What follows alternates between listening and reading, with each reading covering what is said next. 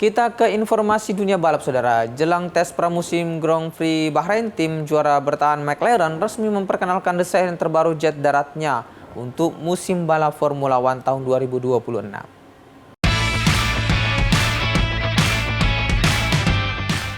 Pesta kembang api menghiasi langit Sakhir, Bahrain saat juara bertahan konstruktor McLaren meluncurkan jet darat barunya MCL40 untuk musim balap Formula One 2026. Peluncuran MCL40 disaksikan langsung pebalapnya Oscar Piastri dan Lando Norris sang juara bertahan. Pabrikan asal Inggris memamerkan desain terbarunya yang tetap mempertahankan warna ikonik oranye pepaya, hitam antrasit, serta sentuhan hijau dan kebiruan.